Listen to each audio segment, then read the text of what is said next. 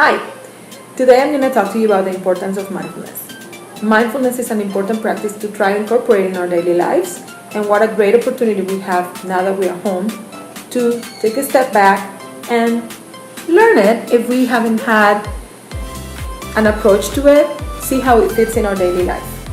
El día de hoy voy a compartir con ustedes la importancia de mindfulness en nuestras rutinas diarias y cómo esto nos puede apoyar ahora que tenemos la oportunidad de aprender sobre ello, que estamos en casa, para poder aprender a controlar nuestras emociones cuando sentimos que estas se nos salen de control. So, for starters, I'm going to recommend that you wake up at the same time that you would do during weekdays, and then at the same time you would do during your weekend days. This to feel like we still have this routine kind of sequence of our lives that give us sense and that go to a familiar place where we feel that we're in control, like we have a safe space where we can work and separate it from our daily lives at home.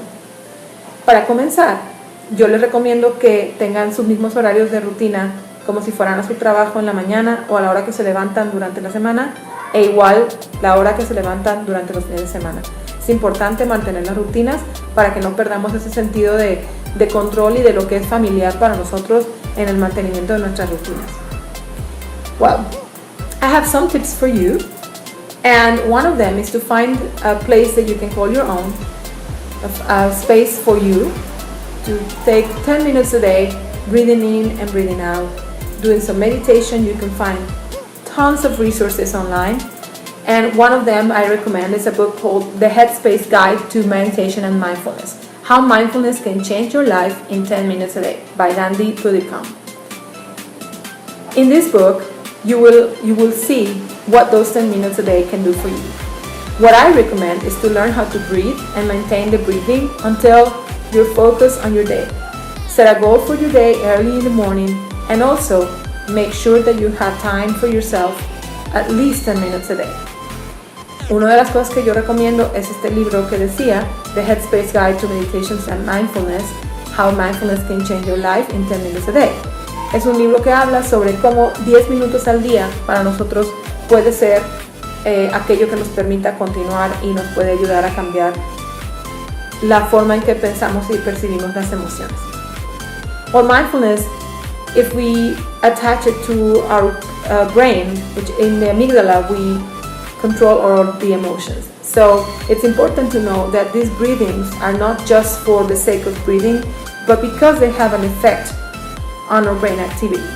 It can help us calm down and focus on what's an issue for us and how we can solve it. Mindfulness, la práctica de mindfulness también se enfoca en las partes del cerebro, específicamente en la amígdala, que es donde se generan y se controlan y se manifiestan las emociones. Es importante saber que cuando respiramos no es solamente un ejercicio de respiración, pero que también es un ejercicio de control y de concentración para conocer la raíz de las emociones y poder trabajarlas. It's important that you reflect with your family. I recommend that you sit down with your spouse and your children and you talk about having routines, some ground rules of how we're going to deal with personal space while being all in the same place all day. Es importante que se hable con la familia para decidir también cuáles van a ser las estrategias que ustedes van a decidir tener para respetar los espacios personales y también poder tener una convivencia armónica en el espacio familiar en que se encuentran durante este tiempo de cuarentena. I will also recommend to claim some time for you to do something that you like. Mindfulness is not just about breathing in and breathing out and concentrating and meditating. It is also an activity that we like. We can resort to relaxation by painting or by singing, by dancing, by doing yoga, or any other activity that you find that will give you peace of mind and that will decompress so that you can go back to your usual activities. Entonces, mindfulness también puede ser un tipo de práctica que nos ayude a concentrarnos en algo que nos gusta hacer. Algunas personas se relajan pintando, haciendo yoga, algún deporte. Es importante que podamos también manifestar este espacio de un límite para tener para cada persona y que se respete. Entonces pueden ser estrategias que se pueden hablar con la familia para tener bien delimitado el espacio personal. Finally, I will just suggest that you also listen to podcasts. There's tons of podcasts online or websites that you can look up for tools that can help you and learn a little bit more about what mindfulness is. The way we do it with the children in the classroom is we take 5 minutes to meditate, we close our eyes, we breathe in, we hold the air inside, and then slowly breathe out. And we do that for 5 minutes, and then I ask the kids to set a goal for the day and to focus on that goal.